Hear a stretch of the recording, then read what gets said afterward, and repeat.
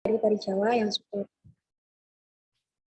sudah memberi saya kesempatan untuk memoderatori acara pada malam hari ini.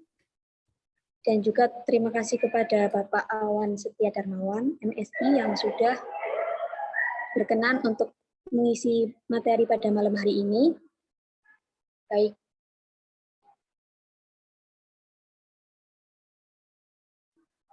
Pak Awan Setia Darmawan, yaitu dosen Prodi Sosiologi Universitas Muhammadiyah Malang, dan juga Best Center of the Year IMB Airlangga Malang 2018.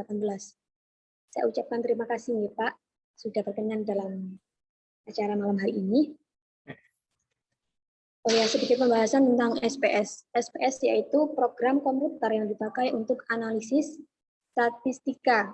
Untuk penjelasan lebih lanjut, mari kita simak dari pemateri. Baik, terima kasih. Oke. Bismillahirrahmanirrahim. Assalamualaikum warahmatullahi wabarakatuh. Terima kasih yang pertama kepada Mbak Alamah Pramudita selaku moderator dan kepada seluruh peserta panitia inspirasi malam pertemuan kedua dengan saya. Terima kasih sekali lagi atas atensinya. Langsung saja. Kita nanti karena akan sedikit praktik ya. Saya akan coba dulu share PPT saya dulu sebelum nanti masuk ke praktik SPSS-nya itu seperti apa. Sampun terlihat belum di layar HP atau laptopnya teman-teman? Sampun Pak. Sampun nggih? Nggih, oke. Saya izin. Nah, penggunaan SPSS dalam penelitian kuantitatif. Kalau dulu saya dulu waktu S1 di pertemuan kemarin sudah cerita gitu, hitungannya menghitung hasil kuesioner itu selalu manually menggunakan kita tulis tangan, kita hitung, dan itu memakan sangat banyak waktu karena kita harus membuka berbagai tabel dulu kalau di statistik ya. Nah, apa itu SPSS? SPSS adalah software pengolahan data statistik atau yang digunakan untuk analisis statistik interaktif atau batch. SPSS merupakan kepanjangan dari Statistical Package for the Social Science. Karena sekali lagi kita sebagai yang mempelajari tentang ilmu sosial itu paling tidak harus memahami bahwa semua itu tidak harus kita deskripsikan dengan word atau kata-kata, tetapi menggunakan angka itu pun bisa. Nah, yang kedua, SPSS biasa digunakan untuk pengolahan dan menganalisis data yang memiliki kemampuan analisis statistik. Intinya SPSS itu untuk mempermudah bagaimana kita peneliti atau researcher itu menganalisa data yang terkait dengan variabel atau populasi yang membutuhkan banyak sekali hitungan. Nah, itu secara singkat adalah SPSS.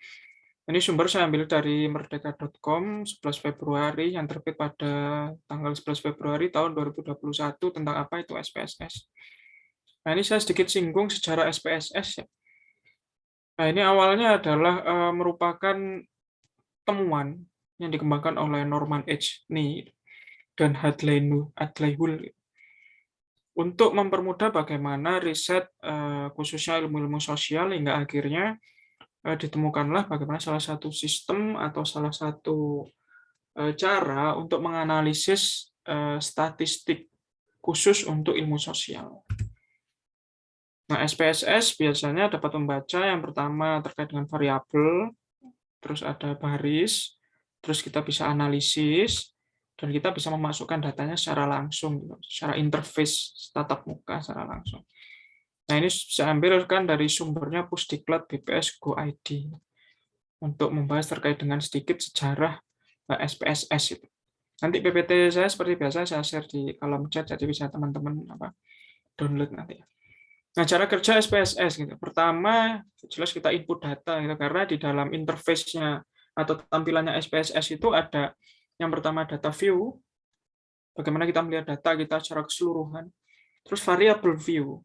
Nah, di dalam variable view ini kita kebanyakan kerja itu ya di variable view. Di awal-awal kita kerja menggunakan SPSS, kita menggunakan variable view untuk memasukkan data, misal data nama orang, tempat tinggal, ataupun berat badan, tinggi badan. Di situ kita di variable view, baru kita melihat mengolahnya itu di data view. Yang kedua adalah proses data, di mana penggunaan memilih metode yang digunakan untuk mengolah data. Di dalam toolbar SPSS ada yang istilahnya nanti analyze, di situ ada berbagai macam. Kita akan melihat normalitas data, misal mau atau uji validitas, di situ ada semua. Dan yang ketiga adalah output atau hasil analisis, gitu. Untuk mengambil keputusan sesuai dengan metode yang digunakan, apakah sesuai atau tidak. Ini sumber saya ambil dari bps.binus.ac.id. Nah, kelebihan SPSS mampu mengakses data dari berbagai jenis format yang ada, sehingga data yang sudah tersedia dalam berbagai format dapat digunakan langsung untuk melakukan analisis data. Nanti di dalam SPSS pun itu kita ada coding. Jadi, agak ribet memang penggunaannya, cuma kalau teman-teman sudah terbiasa pasti bisa lah menggunakan SPSS itu untuk analisis statistik. Tampilan data yang diberikan SPSS lebih informatif. Lebih informatif di sini interface atau tatap mukanya tadi yang saya katakan itu lebih bisa dipahami lebih cepat. Yang ketiga adalah informasi yang diberikan lebih akurat, karena SPSS sendiri memiliki informasi dengan memberikan kode alasan jika terjadi missing data. Contoh terkait dengan uji validitas dan reliabilitas. Insya Allah nanti akan kita praktikkan bareng-bareng ya. SPSS sendiri cukup mudah digunakan, di mana pengguna tidak perlu mempelajari bahasa programming. Cuma kita perlu coding nanti. Coding itu untuk apa, Pak? Nanti akan saya coba jelaskan pada saat waktu praktik. Nah, kekurangan SPSS adalah walaupun friendly user, namun memang tergolong rumit. Bahkan bukan hanya tergolong rumit. Kita akan mendapatkan aplikasinya pun, saat ini insya Allah yang terbaru itu SPSS versi 36. Punya saya ini masih 21 gitu. Kenapa nggak saya update? Karena untuk menemukan kecocokan match laptop itu menjadi kendala biasanya. Sama seperti aplikasi NVivo gitu. Tidak semua laptop bisa menggunakan NVivo. Begitupun juga dengan SPSS. Memang terkadang di laptopnya si A bisa, di B nggak bisa. Nah, itu yang menjadikan program ini masih memiliki nilai kekurangan. Nah, ini SPSS juga memiliki perkembangan cepat, sehingga kadang tampilan secara fisik berbeda.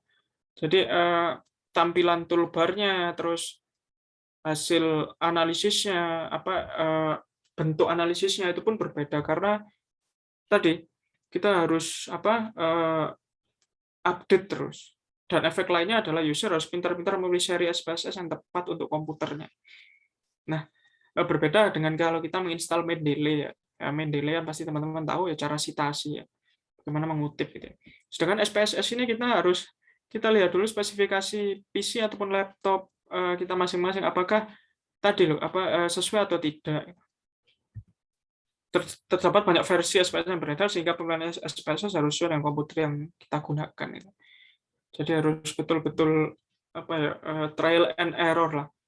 Ini kira-kira bisa nggak ya di PC saya atau laptop saya. Nah, itu bahkan dulu ada mahasiswa saya, Pak, apakah bisa download SPSS di HP? Ya gimana download SPSS di HP, ada susah kamu melihatnya input datanya kan. Di PC, di laptop aja masih pilih-pilih aplikasinya atau SPSS-nya itu sendiri. Nah, ini sumber tetap saya ambilkan dari Binus, bpsbinus.ac.id. Nah, bagaimana cara mendownload SPSS? Silakan nanti bisa klik link yang saya berikan di situ. Nanti PPT akan saya share, jadi teman-teman bisa mencoba sendiri apakah applicable di laptop atau PC-nya teman-teman ya. Nah, oke, paling tidak di pertemuan malam ini kita akan belajar 5 poin ini insya Allah ya. Yang pertama, gimana sih cara membuat variabel dan input data ke SPSS gitu. Terus yang kedua, cara input data kuesioner dengan skala Likert itu seperti apa. Terus yang ketiga, ini yang mayoritas kebanyakan digunakan oleh orang lain, oleh kita peneliti ya, terkait dengan analisis statistik deskriptif gitu. Sederhana.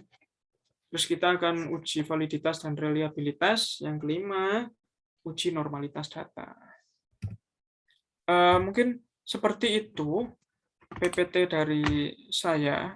Saya coba langsung saja share screen saya, siapa tahu SPSS-nya bisa diakses.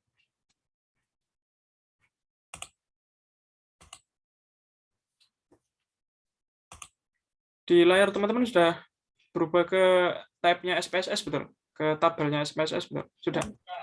Sudah. Sudah ya, oke. Ini chat, siapa chat? Nah, ini kalau boleh tahu, teman-teman sudah sebelumnya pernah menggunakan SPSS atau belum? Belum, Pak. Belum sama sekali, ya. Jadi kita sama-sama belajar di sini, ya, paling tidak biar mengetahui. Nah, ini yang saya maksud tadi. Ini data view. Ya, ini adalah tampilan data view.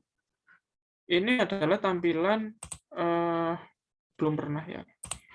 Variable view.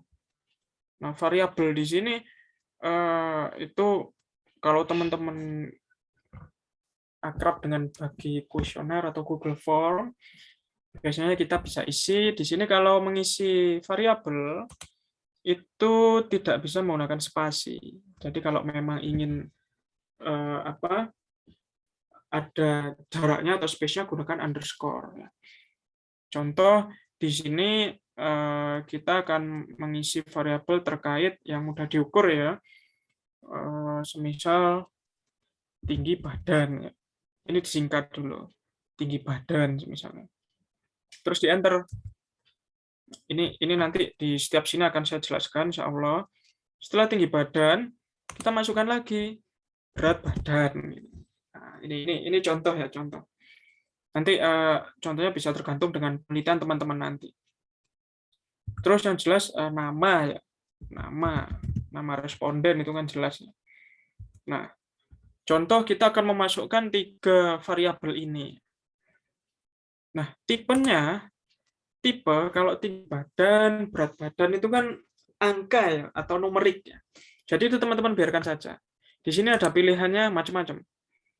Ada koma, ada dot, titik, ya, atau scientific notation, semisal gelar atau apa. Ada tanggal, ada dolar, custom, string. Kalau saya ulangi lagi, kalau tipe datanya itu angka, semisal pendapatan, ya, pendapatan semisal berapa rupiah atau apa, itu numerik. Sedangkan nama kan bukan angka. Nah, kalau nama teman-teman pilih string. Nah, jadi ingat-ingat. Agar nanti terbaca. Terbaca di mana, Pak? Terbaca di data view namanya. Karena nanti kalau teman-teman biarkan numerik atau angka, pada waktu akan mengisi di data view, ini tidak akan terisi. Dalam artian software akan memberikan penanda bahwa kamu salah input, gitu. Asalnya seperti itu. Nah, width ini kita biarkan saja, biasanya 8 itu normal. Nah, desimal. Kalau kita berbicara tinggi badan, kan kebanyakan kan 170,1 gitu kan. Ini tergantung dari belakang koma sih sebenarnya, angka di belakang koma mau berapa gitu. Misal kita bikin 1 gitu. Terus kalau berat badan kan biasanya 70,5 atau 70,4, berarti kita samakan 1 juga, agar memudahkan kita membaca angka, tidak terlalu banyak komanya gitu loh di belakang nanti hasilnya, itu yang bikin bingung. Oke, jadi sampai sini teman-teman ada pertanyaan sebelum saya lanjutkan? Bisa dipahami nggih? Insya Allah bisa, Pak. Insya Allah bisa. Oke, nanti bisa ditanyakan. Nah, nama orang kita biarkan kosong, ya. Nama orang kita biarkan kosong. Oh, mungkin saya tambahkan ini yang biasanya apa? Jenis kelamin, ya. Jenis kelamin kan itu kan biasanya kan sangat sering masuk kuesioner. Jenis kelamin, mohon maaf kelupaan. Nah, jenis kelamin kita bikin 0 saja.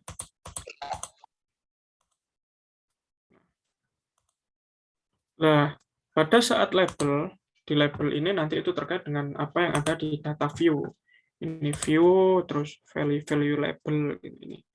Seperti apa, Pak? Ini. Di label, kita lihat value-nya. Semisal, apa, kita bedakan yang menggunakan kode lah. Ini yang dimaksud saya coding. Jadi, karena yang bisa dianalisis oleh SPSS ini hanya data numerik, ya, bukan data apa kategorik, jadi angka gitu. Misal kita anggap jenis kelamin ya, 1 itu laki-laki, kita isi. Jadi angka 1 itu mengidentifikasikan laki-laki. Ya. Terus angka 2 itu mendefinisikan perempuan. Oke. Nah. Sampai sini ada pertanyaan, teman-teman? Apakah bisa, maksud saya, apakah bisa mengikuti gitu? Bisa, Pak. Bisa ya, oke. Nah ini sekali lagi kalau untuk coding tadi kita di value ini nanti akan terlihat di sini ya. Di data view ini adalah tampilan akhir nanti. Missing kita biarkan, kolom juga kita biarkan. Lah ini measure yang penting, hitungan. Kalau tinggi tinggi badan itu kan biasanya skala ya. Skala ya. Terus berat badan kan ya, skala juga. Nama ini kita bikin nominal karena semuanya sama gitu. Terus jenis kelamin juga nominal gitu. Karena jenis kelamin kan nggak mungkin kita ordinal. Pasti nanti muncul derajat laki-laki lebih tinggi daripada perempuan, perempuan lebih tinggi daripada laki-laki itu kan agak lucu. Gitu. Nah, setelah kita interface ya, ini tampilan, baru kita lihat ke data view. Nah, ini sudah ada tinggi badan, berat badan, nama dan jenis tulis di sini variabel view. Nah, kalau di dalam kolom variabel view, angka 1 sampai ke bawah ini menunjukkan variabel. Sedangkan di data view, angka 1 sampai ke bawah ini menunjukkan responden. Bisa dipahami ya perbedaannya. Kalau di variabel, angka 1 sampai ke bawah ini menunjukkan variabel yang akan kita teliti ini tergantung kuesioner kita berapa pertanyaan. Di data view 1 sampai ke bawah ini adalah responden. Ya, kalau teman-teman respondennya ada 1000, ya berarti ke bawah terus sampai 1000. Kalau ada 10 ya 10. Oke, misal di sini kita isi tinggi badan semisal 170. Oke. Terus salah ini saya kolomnya seharusnya nama terlebih dahulu. Tinggi badan responden yang kedua semisal 165. Terus yang ketiga mungkin 177. Yang keempat 176. Yang kelima 180 misalnya. Nah, kita bisa hilangkan 0 ini. Kalau teman-teman kebingungan membaca datanya, dihilangkan di mana, Pak? Di sini, di variabel view. Tinggi badan, desimalnya kita hilangkan. 0. Nah, di sini pun hilang. Jadi kalau teman-teman tadi untuk kebingungan membaca ada berapa koma, karena tinggi badan kan kalau ini kan lebih enak, gitu, lebih utuh data angkanya gitu. Hilangkannya di mana, Pak? Saya menambahkan di sini. Di kolom desimal ini. Oke, setelah tinggi badan kita isi berat badan, semisal responden pertama, responden kedua 76, responden ketiga 77, responden keempat 78, responden kelima 74 atau 73 gitu.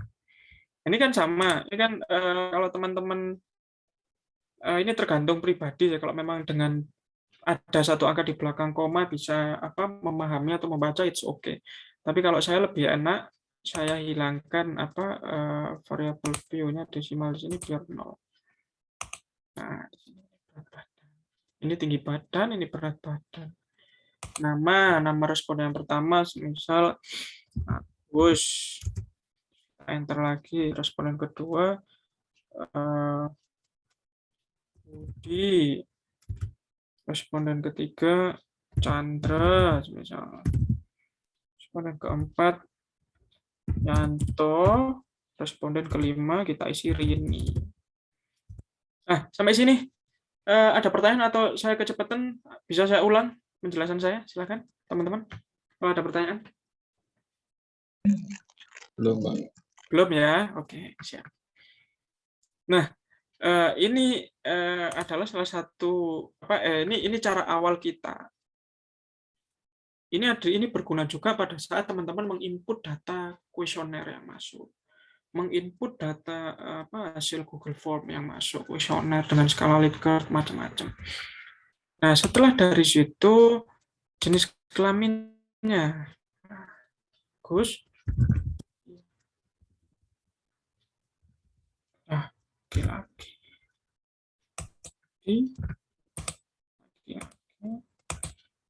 Chandra laki-laki, Yanto laki-laki, ini perempuan. Ini adalah contoh bagaimana kita menginput data ke SPSS. Jadi kita lihat dulu variabel apa yang akan kita teliti. Di sini bisa berbeda nanti. Misal ditambahi pertanyaannya teman-teman, tapi pertanyaannya jangan di-copy di sini, jangan di-paste di sini. Tapi ibarat pertanyaan pertama kita ambil X1 gitu. Terus pertanyaan kedua X2 gitu. Nah, seperti itu dan seterusnya.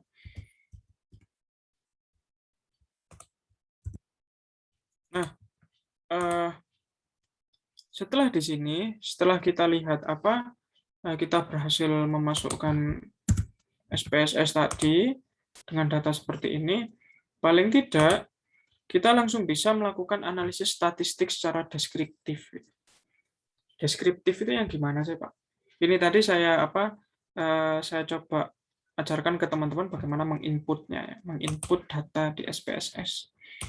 Nah, kalau ingin mengetahui analisis statistik secara deskriptif, ini di kolom atas ini, di toolbar atas ini ada yang namanya analisis. Terus langsung kita pilih ini deskriptif statistik. Terus kita pilih frekuensi. Nah, maka dari itu muncul variabel-variabel yang akan kita teliti. Jadi langkahnya saya ulangi ya. Kalau teman-teman ingin melakukan analisis statistik secara deskriptif, yang pertama teman-teman analyze ini ya. Karena ini sangat teknis sekali gitu. Caranya pilih deskriptif statistik terus ke frekuensi. Nah, ini akan muncul variabel yang tadi nggak usah karena ini contoh tadi X1. Setelah itu gimana Pak? Kita Ctrl A. Nah, kita copy semua minus X1 ya. Nanti kita Ctrl A terus kita klik ini panah ini. Panah ke kanan untuk memindahkan dari kolom kiri ke kanan. Karena X1 tadi contoh, jadi kan tidak termasuk dari data yang akan kita deskriptifkan, akhirnya kita keluarkan saja. Nah, setelah itu teman-teman bisa kreasi lagi. Kreasi dalam artian pengen saya tambahkan tabel lah, misalnya. Pengen saya tambahkan chart atau diagram gitu lah. Ini pilih chart. Nah, di sini muncul macam-macam. Bar, pie, histogram ini yang seperti kubus gitu ke atas gitu. Kita coba yang histogram. Setelah itu kita continue. Baru kita oke. Klik oke. Kita tunggu. Nah, ini adalah hasil analisa dari statistik sederhana penelitian kita. Jadi tabel output ini merupakan hasil analisa statistik sederhana kita. Kita cocokkan, ada ini sekaligus diurutkan oleh AI-nya, artificial intelligence-nya sendiri. Jadi dalam frekuensi kita cek dulu, kita pastikan responden kita ada berapa. Di sini kan ada 5. Kita harus pastikan di sini hasilnya pun 5. Oke, ini sudah urut. Yang tinggi 165 sampai 180 sudah diurutkan. Betul, ada 5 responden. Ini untuk tinggi badan. Nah, ini bisa langsung di-copy oleh teman-teman, terus dipindah ke naskah penelitiannya. Kalau teman-teman memang menggunakan analisa statistik deskriptif. Jadi nggak usah diketik ulang di Word, di tabel Word-nya, tapi langsung tabel ini bisa di-copy. Nah, setelah itu di berat badan. Sudah langsung diurutkan juga. Yang dari yang terendah sampai dari yang paling ringan sampai yang paling berat. Kita cek betul ada 5. Karena kan valid. Sama, ini frekuensi kan yang muncul berapa kali kan kalau kita lihat kan. Misal nama Agus muncul 3 kali, ya berarti frekuensinya di sini 3 kali. Nah, ini yang saya maksud histogram. Ini juga bisa teman-teman copy untuk menambah atau mengisi laporan risetnya semisal. Kan kemarin saya di pertemuan tanggal 9 itu saya juga berbicara bahwa angka dalam ilmu sosial itu tidak hanya kita sajikan dalam bentuk angka gitu. Tapi kita juga sajikan dalam bentuk ada deskriptifnya. Semisal ini di copy, di Word, terus ditulis. Untuk tinggi badan ternyata frekuensi yang paling muncul itu atau yang paling tinggi terletak pada tinggi badan 175 gitu. Karena mungkin muncul 2 kali karena alasan apa bla bla bla bla itu. Sampai sini bisa dipahami oleh teman-teman? Atau ada pertanyaan silahkan. Bisa dipahami nggih, teman-teman nggih? Kalau memang belum paham atau apa, saya ulangi lagi dari awal. Bisa, Gimana? Pak. Bisa ya? Oke, nah ini adalah contoh statistik sederhana. Ya, ini adalah contoh statistik sederhana. Terus bagaimana Pak kalau semisal kita akan memasukkan data kuesioner kita? Nah, ini kalau berbicara data kuesioner, sebentar saya close dulu aplikasinya ini.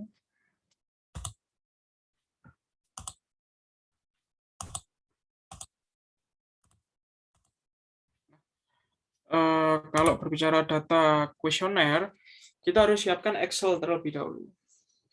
Ini yang disebut dengan tabulasi data. Semisal teman-teman ada meneliti terkait bagaimana tingkat pengetahuan yang dikorelasikan dengan sikap, pengetahuan terhadap ini Excel saya terlihat kan ya? Terlihat ya. Nah, ini adalah contoh bagaimana kita memasukkan data dari kuesioner yang kita dapat. Terus kuesioner itu kan kita tabulasi, kita hitung. Kan nggak cuma asal kuesioner gitu. Semisal pengetahuan gitu. Kita tulis di sini semisal kita umpamakan pertanyaan nomor 1 itu X1 gitu. X1.1. Terus pertanyaan nomor 2 itu X1.2. Misal ada 5 pertanyaan, ya teman-teman sampai X1 titik 3, terus X1 titik 4, terus ada X1 titik 5. Terus di sini di akhir ada total, nanti kita total. Ini misal pertanyaan dari kuesionernya teman-teman. Misal pertanyaan nomor 1, apakah pengetahuan yang saudara ketahui gitu. Tapi sekali lagi di SPSS itu kan hanya angka yang bisa di tabulasi gitu. Kalau kategorik kita nggak mungkin tulis pertanyaannya di SPSS. Jadi yang kita masukkan adalah angka-angka saja. Terus di kolom akhir ini ada total. Total ini apa Pak? Ya kita kan kalau menggunakan skala Likert ya. Semisal untuk skalanya sangat tidak setuju itu sama dengan 1. Terus setuju atau tidak misal setuju gitu ya. Setuju sama dengan 2, kan seperti itu kalau skala Likert ya, teman-teman. Nah, ini kita bisa akses indikatornya terserah teman-teman, bisa dibalik dari sangat tidak setuju, terus tidak setuju,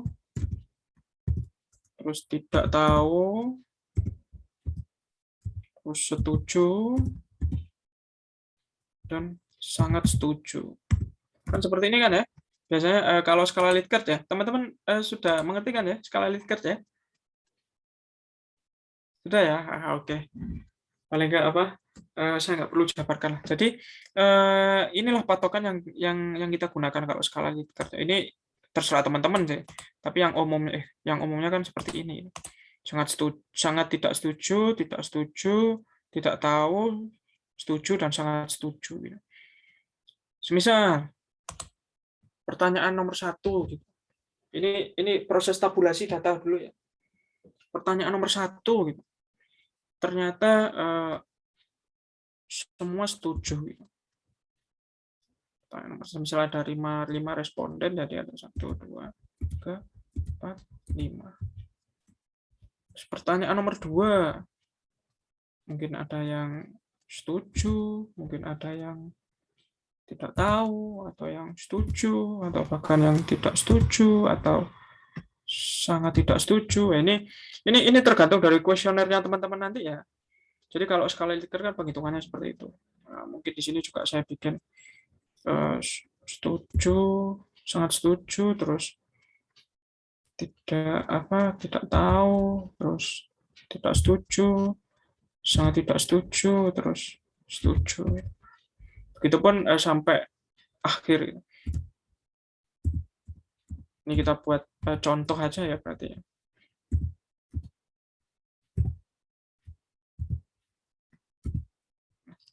Terus jangan lupa ini di total. Di total. Nah, ini yang saya contohkan. Ini merupakan tabulasi data. Bagaimana kita memindah data yang dari kuesioner, dari kertas itu, terus kita tabulasi. Coba zoom.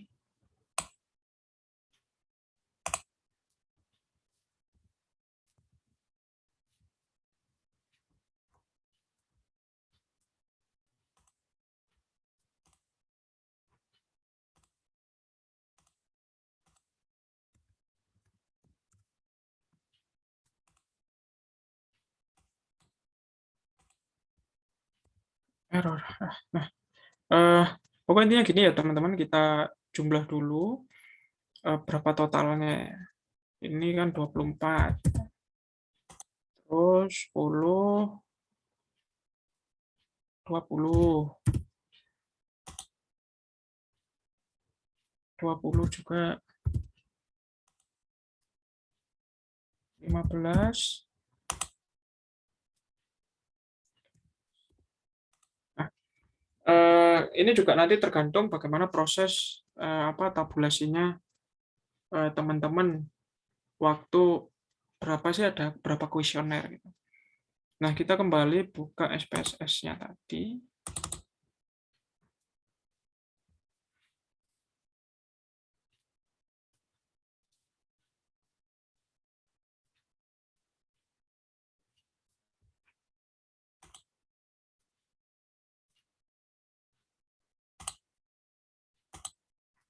Nah, sekali lagi nih tampilan interface SPSS-nya ya.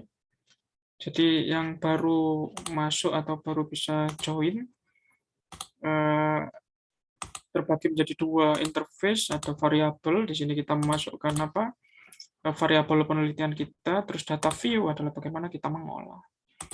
Nah, variabel ini seperti yang tadi dicontohkan, semisal tadi dari hasil apa penghitungan ini kan ada X1 sampai X1.5.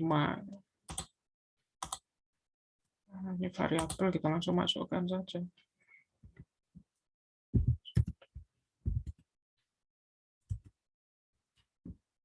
X1.1, X1.2, X1.3, X1.4.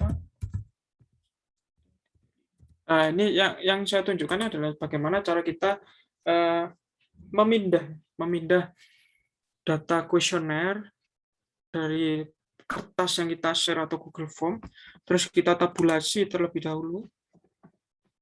Tabulasi seperti ini, kita pindah ke Excel, baru kita ke ranah SPSS-nya, kita memasukkan.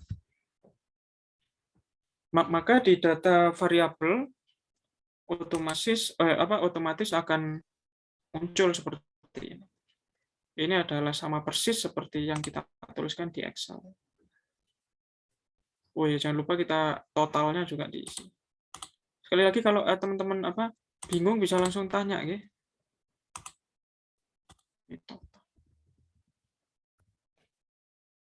Semuanya kita menggunakan numerik ya. Angka, terus measure-nya kalau angka kita bikin skala. Jangan sampai kita hanya fokus ke ini saja, tapi yang kolom yang kanan sebelah missing, values, measure ini juga dicek pada saat nanti menggunakan SPSS. Nah, kita view. Semisal di Excel-nya teman-teman ini ada banyak datanya, ada berbagai macam kolom gitu ya. Terus kita kan nggak mungkin input satu-satu per angka gitu ke sini. Langsung saja kita copy.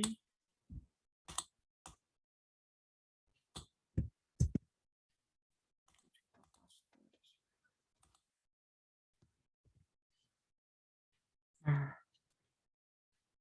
begitu cara singkatnya untuk memindah tabulasi data ke SPSS. Ya.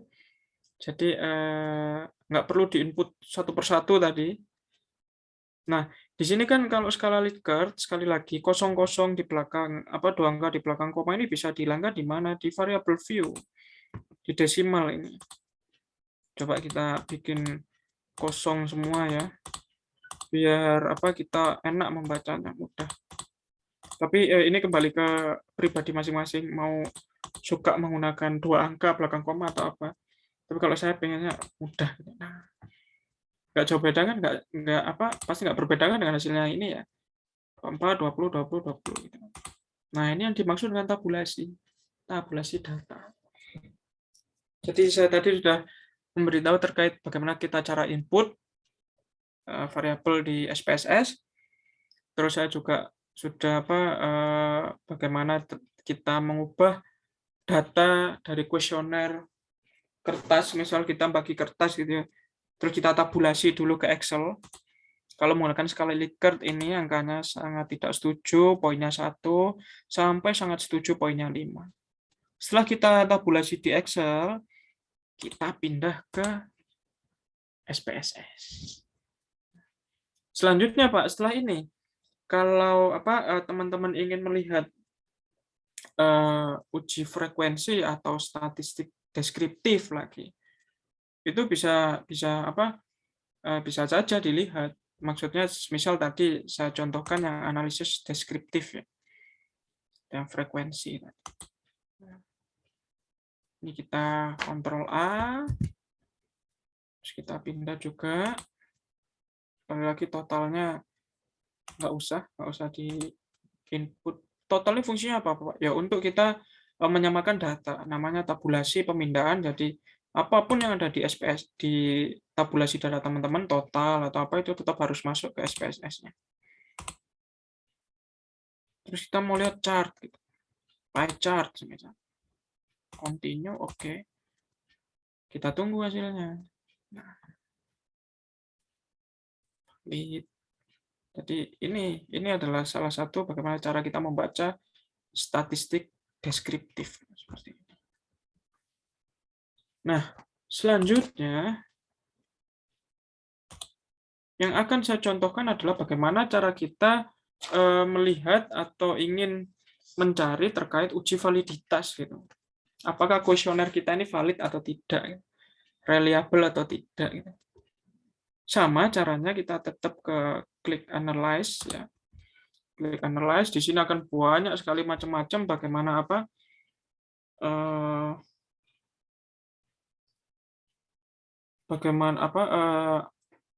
program ataupun model yang akan kita coba. Kalau teman-teman ingin uji apakah kuesioner teman-teman valid atau tidak, bisa langsung klik analyze, terus kita correlate, ya. Analyze, terus kalau tadi kan deskriptif statistik, teman-teman untuk melihat frekuensi, ini macam-macam, bisa dicoba sendiri nanti. Kalau ingin melihat validitas, pilih correlate, dan pilih bivariate. Oke, di dalam bivariate ini kolomnya sama seperti ini. Kita langsung Ctrl A, karena ini semua adalah variabel dari kita, variabel dari penelitian kita. Kita pindah ke kolom variabel. Nah, untuk saat ini total nggak apa-apa diikutkan karena kita ingin melihat validitas, apakah kuesioner pertanyaannya teman-teman valid atau tidak. Nah, mayoritas, kalau kita berbicara statistik, kita pasti menggunakan skala yang Pearson atau yang Spearman. Di sini biasanya ya yang Pearson. Ini yang biasa kita gunakan untuk uji validitas. Setelah itu kita klik OK. Ya, di sini ya. Ini akan muncul hasil korelasinya. Nah, sebelum atau gini, bagaimana Pak cara membaca tabel seperti ini? Saya kok bingung. Nah, yang muncul adalah kita harus lihat dulu R tabel. Nah, ini riwahnya statistik itu di sini. Kita harus mengetahui bagaimana data R tabel. Teman-teman bisa download bagaimana R tabel itu di Google, insya Allah banyak sekali. Nah, ini adalah distribusi nilai R tabel. Nilai R tabel ini nilai keseluruhan. N ini apa? N ini adalah jumlah responden kita. 5% ini apa? Untuk mengetahui ambang batas apakah kuesioner kita itu valid atau tidak. Semisal respondennya teman-teman ada 20, ya batas reliable atau tidaknya ini 0,444 ini. Kalau lebih besar dari R tabel, melebihi 0,44, misal 0,756, itu dikatakan valid. Ini adalah ambang batas. Apabila berada kurang dari R tabel atau 0,44, itu dikatakan kuesionernya teman-teman tidak valid. Oke, jadi kita lihat dulu, kita kembali ke SPSS-nya. Ini tadi kan ada 5 responden. Berarti R tabelnya berapa di sini? Siapa yang bisa jawab? 0,878. Pintar. 0,878. Jadi dikatakan valid apabila nilai R tabel itu hasilnya itu lebih besar daripada R tabel. Dikatakan tidak valid itu kalau nilainya di bawah R tabel. Memang belajar SPSS ini lebih enak kita di kelas gitu ya. Terus saya praktek sekaligus teman-teman bisa praktek gitu. Kalau virtual ini kadang bingungnya apakah semua bisa memahami gitu, apakah semua bisa mendownload gitu. Jadi ingat-ingat ya 0,878. Oke, kita lihat. Ini ini nggak keluar ini ya. Lah, kalau nggak keluar gini seperti apa, Pak? Berarti pertanyaannya nggak valid. Kalau data hitungannya nggak keluar seperti ini. Nah, ini di pertanyaan nomor 2. Wah, ini kita lihat kan ada 0776, 118. Nah, ini kan di bawah semua, toh. Di bawah 0,878 kan? Berarti bisa dikatakan kuesioner saya itu kalau dilihat dari signifikansinya itu kurang valid. Terus bagaimana, Pak? Semisal teman-teman ada 10 pertanyaan, terus ada satu yang nggak valid. Pertanyaan saya, teman-teman mau rubah semua atau yang satu ini dihilangkan? Satu yang dihilangkan. Satu dihilangkan, betul, Mbak Moderator. Jadi satu dihilangkan. Contoh misal ada kasus 10 pertanyaan, 7 nggak valid. 7 ini dihilangkan atau teman-teman ganti pertanyaan yang baru? Ganti pertanyaan yang baru, Pak. Pinter, ganti pertanyaan yang baru. Jadi cara berpikirnya seperti itu. Jadi tidak kalau ada 5 pertanyaan, satu nggak valid, ya nggak usah kita hitung yang satu ini. Tapi kita hitung ya pertanyaan nomor 1 sampai 4 tadi. Tapi kalau 5 pertanyaan itu nggak valid semua seperti yang contoh saya ini ya kita ganti semua gitu. Karena hasilnya nggak ada yang sesuai dengan standar dari R-tabel ini tadi gitu. Nah, itu yang di pertemuan tanggal 9 kemarin saya coba jelaskan, itu susahnya di situ kuantitatif. Kalau menemui kasus seperti ini, padahal data sudah masuk, data sudah kita tabulasi, kita susah-susah pindah ke Excel, ya Allah, nggak valid semua. Akhirnya kita kan turun lapang lagi, kan, bikin kuesioner lagi gitu. Nah, betapa kalau kemarin kan ada yang menganggap bahwa kuantitatif mudah atau sulit. Nah, ini tergantung dari perspektif masing-masing. Nah, ini adalah contoh bagaimana kita melihat validitas data. Berarti data kuesioner saya ini nggak valid. Sedangkan Pak, bagaimana dengan reliabilitasnya data? Oke, kita coba ya reliabilitasnya. Siapa tahu validitasnya nggak valid tapi reliable gitu kan ya. Lucu itu berarti. Oke, di reliabilitas data kita masih sama, klik analyze. Kalau tadi kan correlate ya, correlate ini untuk melihat validitas. Kalau reliabilitas kita klik scale. Kita pilih scale. Setelah itu kita pilih reliability analysis. Reliability analysis. Pasti semuanya kan kayak gini. Ini yang saya contohkan saja adalah basic ya, bagaimana kita melihat valid atau tidak sih kuesioner kita, reliable atau tidak sih kuesioner kita. Itu yang harus kita pahami dulu. Sama, Ctrl A, kita langsung pindah. Nah, untuk reliable, untuk validitas kan total tadi saya masukkan, betul kan ya? Tapi kalau reliable kita nggak usah masukkan totalnya. Kita nggak usah masukkan. Nah, setelah itu kita langsung melihat apakah ini itu termasuk model yang mana. Maksud saya termasuk reliable atau tidak, kita klik statistik. Nah, di sini kan banyak nih macam-macamnya. Mau yang deskriptif, mau yang analisis ANOVA, mau yang bukan inter Milan ya, inter item atau summary. Nah, karena teman-teman ingin menguji reliabilitas, kita pilih scale if item deleted. Jadi ini seperti kita baca buku manual ya buku manual lah, misal baru beli HP kan pasti ada dashboard-nya, ada manual gimana cara nyalakan. Nah ini rumus dari SPSS itu seperti ini. Kalau kita melihat validitas, tadi klik analyze, correlate, terus bivariate. Terus kalau pengen reliabilitas, analyze, scale, terus reliability, terus kita masukkan tadi yang kolom kita pindah tadi baru ke statistik. Setelah itu, setelah scale, kita pilih scale if item deleted, kita langsung pilih continue. Continue, baru oke. Nah, akan keluar di sini hasil apakah kuesioner kita ini reliable atau tidak.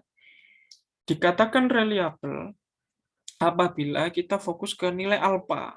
Ya, alpha. Karena kita melihat nilai kalau pengen reliability ini alpha. Alpha Cronbach biasanya. Karena tadi ada statistik person product moment, terus ada alpha di sini. Kita bisa melihat bagaimana reliable atau tidak. Lah, dikatakan reliable apabila nilai R tabel itu lebih besar daripada alpha Cronbach. Tadi nilai R tabelnya berapa? Kalau teman-teman ingat. Ya, 0,878 ya. Ingat dikatakan valid apabila R tabel itu lebih besar daripada alpha Cronbach. Jadi kuesioner saya ini reliable atau tidak? Gimana? Masih di mute itu, Mbak Yana? Betul. Jadi kuesioner saya ini reliable, tapi kok nggak valid? Lucu kan? Jadi inilah yang dimaksud bagaimana kita harus pinter-pinter dalam artian melihat seperti apa sih maunya SPSS ini, seperti apa sih maunya penelitian kita ini. Kalau kualitatif kan it's okay, depend on the researcher gitu. Bagaimana kita melihat peristiwa di lapangan, kita elaborasi dengan teori dan macam-macam. Tapi kalau kuantitatif tergantung SPSS-nya. Kalau kasus seperti ini, terus dibawa bimbingan ke dosennya gitu. Pak, nilai alpha saya, alpha Cronbach ini untuk reliability kuesionernya reliable. Tapi pada waktu lihat skala person product moment untuk validitas, kuesioner saya nggak valid. Nah, terus kalau nemuin seperti ini gimana Pak caranya? Caranya teman-teman bikin ulang kuesioner. Ya, itu jadi memang susahnya di situ. Jadi kita harus selalu berpatokan pada R tabel. Ini R tabel ini. Ini bisa di-download di PDF di PDF di Google manapun, bahkan sampai 1000 itu sudah ada margin of error-nya. Kalau 5% berapa, 1% berapa. Ini enak banget ini, 10. Nah, sampai sini ada pertanyaan, teman-teman? Atau Pak kok tambah bingung ya? Maksudnya ternyata SPSS itu nggak semudah pakai kalkulator gitu. Karena SPSS ini memudahkan kita. Pertama tadi kita nggak perlu nulis menghitung min median modus, kita harus hitung jumlah semua baru kita ketik. Enggak, ini by system. Jadi tinggal problemnya tinggal yang pertama apakah laptop atau PC-nya teman-teman usable about SPSS, apakah bisa digunakan. Terus yang kedua, kuesionernya apakah valid dan reliable atau hanya salah satunya. Itu yang jadi pertanyaan, yang menjadi kendala saya terutama dalam menggunakan SPSS. Mana saya sering menggunakan, ada beberapa penelitian saya yang kuantitatif itu, dan saya bisa 2 minggu 3 minggu menyesuaikan kuesioner itu agar dikatakan valid dan reliable. Enggak, saya sangat jarang sekali saya langsung bikin kuesioner, saya kirim, saya tabulasi tadi langkahnya ya, ditabulasi dulu, dipindah di Excel, berpindah ke SPSS langsung semuanya valid dan reliable saya jarang sekali. Bahkan saya nggak pernah. Ini saya contohkan ke teman-teman, saya nggak pernah langsung bisa valid dan reliable gitu. Jadi nggak tahu ya keberuntungan saya belum. Itu, dan saya sampai lupa tadi apalagi yang akan saya sampaikan. Atau saya buka dulu pertanyaan, atau saya kembalikan dulu kepada moderator. Terima kasih Mbak Alama atas waktunya, sambil saya mengingat-ingat saya ingin menyampaikan apa lagi. Terima kasih Mbak Alama. Terima kasih banyak sudah menyampaikan materi yang sangat luar biasa, Pak. Baik, teman-teman, saya izinkan untuk bertanya. Monggo dihidupkan mikrofon ya. Terima kasih. Monggo silahkan kalau ada pertanyaan, teman-teman.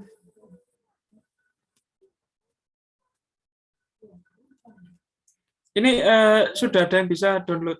PPT saya belum saya kirim ya. Bentar. Kirim.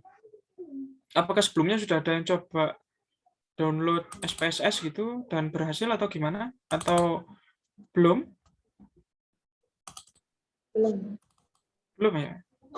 Untuk downloadnya itu di Play Store maupun di ini, Pak? Untuk teman-teman downloadnya itu bisa ini di slide saya ini ada di 2 slide terakhir, insya Allah di situ ada silakan diikuti. Itu saya ambil dari Google gitu, bisa di download. Downloadnya biasanya di Google gitu. Atau nanti kalau memang teman-teman kesulitan atau apa, bisa langsung email saya di sini. Nanti saya kirimi programnya juga nggak apa. Nanti teman-teman ekstrak sendiri kompatibel dengan laptopnya atau tidak. Ini bisa silakan di sini. Gitu, teman-teman, silakan ke pertanyaan. Ini yang saya sampaikan tadi itu merupakan mayoritas. Gitu. Kita sebagai peneliti kuantitatif itu menggunakan SPSS ya. Jelas pertama validitas dan reliabilitas. Terus analisis deskriptif, ya kan? Bagaimana kita hanya ingin memunculkan frekuensi, terus kita tambah gambar-gambar atau apa, itu menggunakan analisis deskriptif. Dan yang terpenting adalah bagaimana teman-teman bisa ingat apa itu data view, apa itu variable view.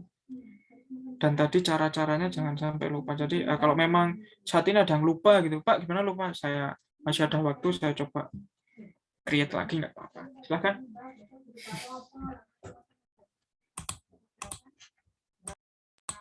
Atau pada bingung semua ini mungkin SPSS.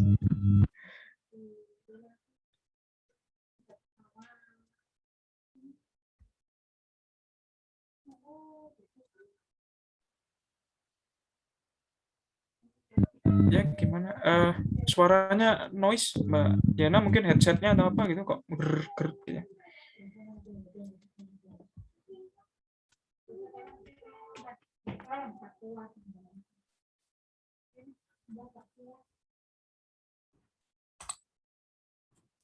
Monggo silahkan teman-teman.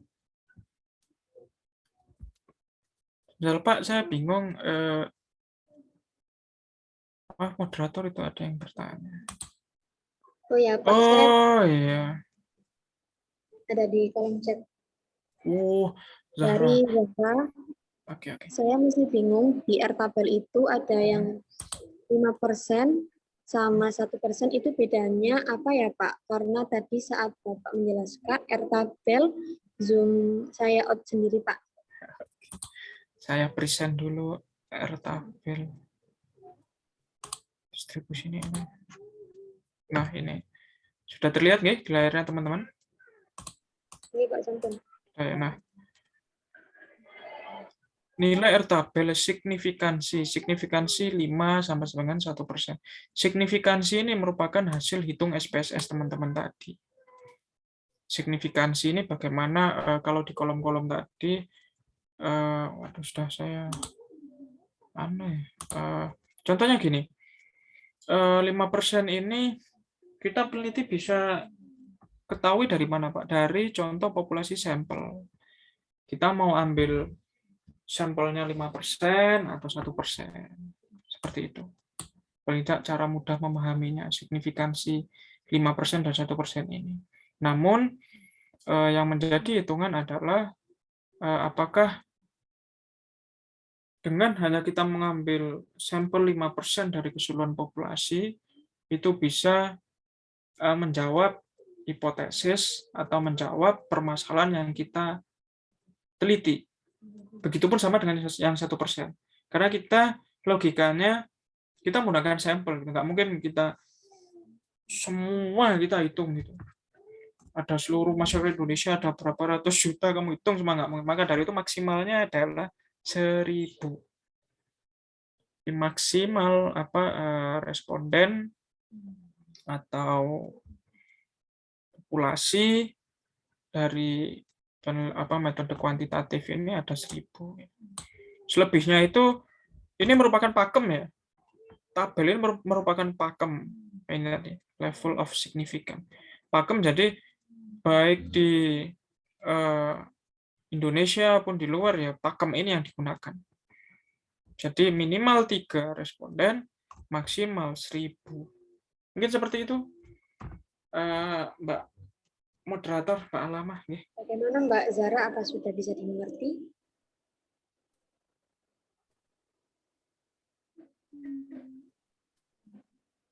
Oke, sama-sama. Saya juga terima kasih. Terima kasih Bapak atas penjelasannya. Oke. Teman-teman lain yang ingin bertanya, monggo dipersilakan.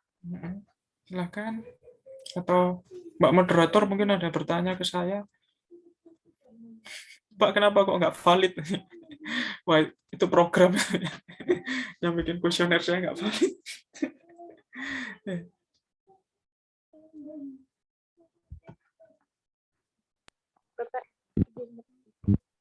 Silakan.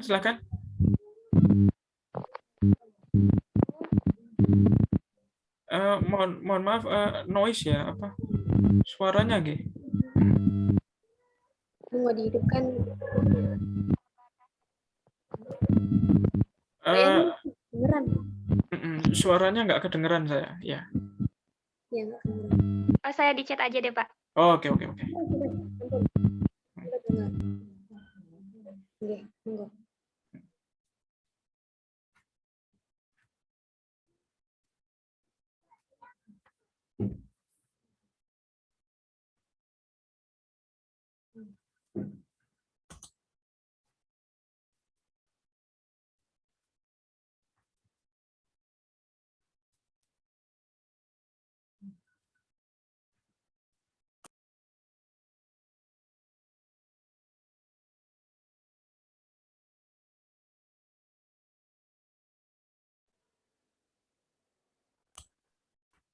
Oke. Tadi kan batas dari Airtable itu 1000. Kalau misal saya sabar kuesioner dan yang mengisi lebih dari 1000, bagaimana ya, Pak? Nah, terkait dengan pertanyaan ini, hampir mirip seperti kalau di penelitian kualitatif itu snowball sampling. Ya, teman-teman pasti ingat, tahu deh ya, bahwa dalam penentuan subjek itu kalau menggunakan snowball itu kan terus bergulir. Jadi subjeknya kan banyak. Jadi kita kalau dalam kualitatif menggunakan snowball, itu bahkan subjeknya itu bisa 100, bisa berapa, itu tergantung dari akan berhenti apabila kita itu merasa, oh orang ini, kan snowball itu gini, sebelum nanti saya coba jawab ini. Snowball itu kan kita bertanya ke satu orang, terus diarahkan ke orang yang lain, diarahkan lagi, kan seperti itu ya kan snowball. Maka untuk mengetahui titik jenuhnya adalah apabila informasi yang kita dapatkan itu sudah jenuh. Dalam artian, saya diarahkan ke Bapak A, Bapak A jawabnya ini, Bapak A ngarahkan ke Bapak B, Bapak B juga sama itu. Ya kita stop gitu. Jadi misal ada 20, ada 50, kita stop, snowball.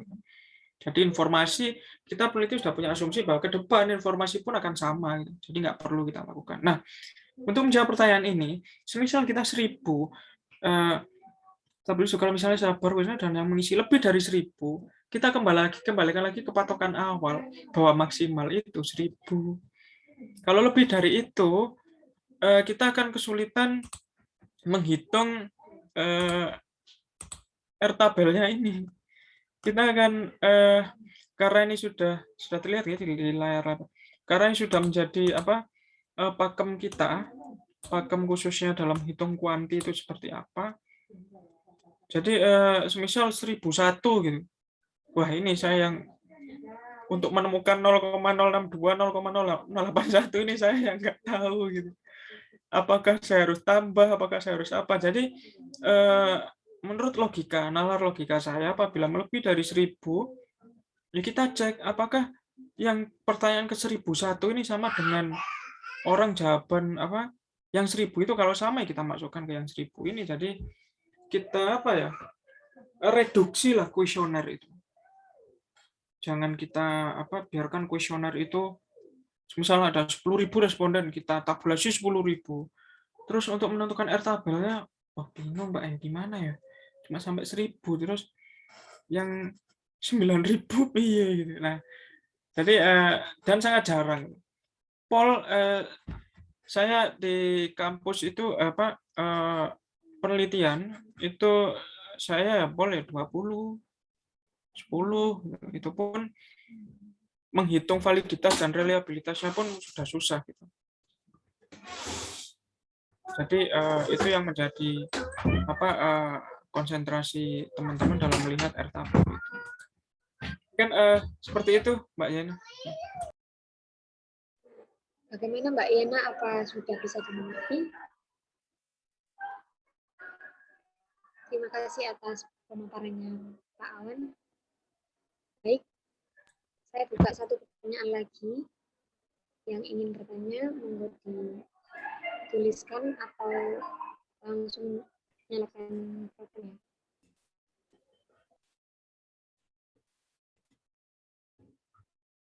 Monggo silahkan teman-teman, masih ada slot 1 penanya.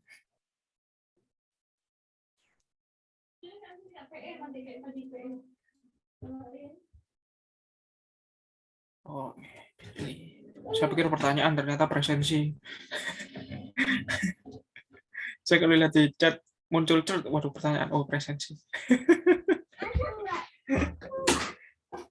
Oke, masih ada pertanyaan atau tidak teman-teman? Ya.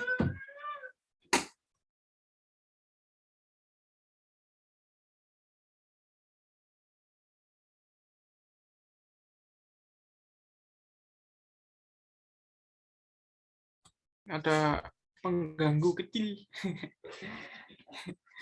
Silahkan, apa masih ada pertanyaan atau sudah teman-teman? Sudah nggak ada pertanyaan? Mungkin sudah cukup ya teman-teman.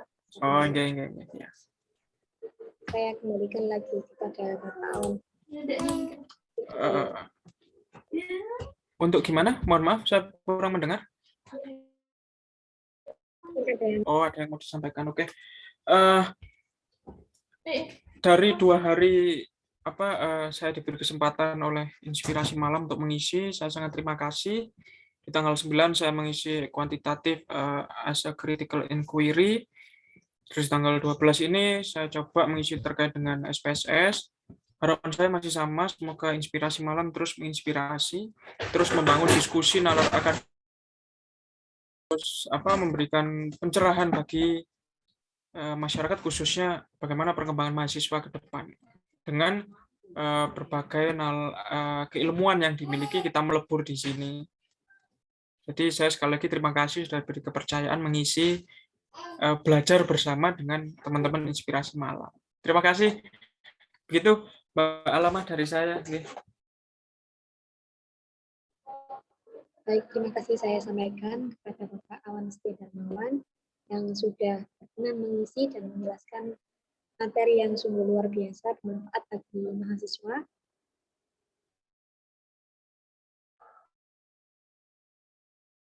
Suaranya nggak kedengeran ya? Oh, kedengeran. Halo. Sudah terdengar ya, terdengar. Oke. Terima kasih Bapak Awan MSI yang sudah berkenan luar biasa pada malam hari ini yang sangat bermanfaat bagi mahasiswa tentunya dan teman-teman yang sudah berpartisipasi pada malam hari ini. Saya ucapkan terima kasih sebanyak-banyaknya. Baik, saya perkenankan Bapak Awan Setia Darmawan untuk meninggalkan room Zoom. Oh, oke. Terima kasih nggih, Mbak Iya. Yana, Mas Atta, Mbak Alama, dan teman-teman semua. Mohon izin saya leave Zoom nggih. Oke. Oke. Atau mau dokumentasi terlebih dahulu sebelum saya leave? Nggih? Saya putus dulu nih. Oh, ini nanti takutnya sudah keluar terus diminta masuk lagi. Monggo Mas Atta monggo di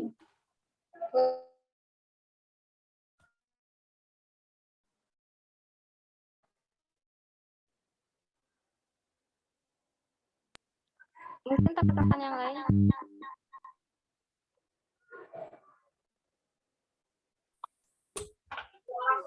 Sampun?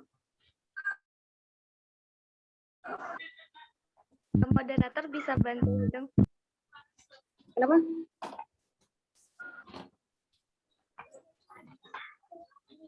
Halo.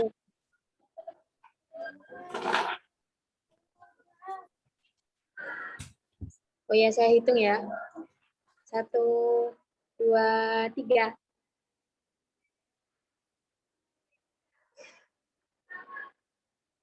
Oke. Oke. Sedang nggih, saya mohon undur diri. Matur nuwun sangat teman-teman, sehat terus. Semoga diberi kesuksesan dan ketemu lagi di kesempatan yang lain. Oke, terima kasih.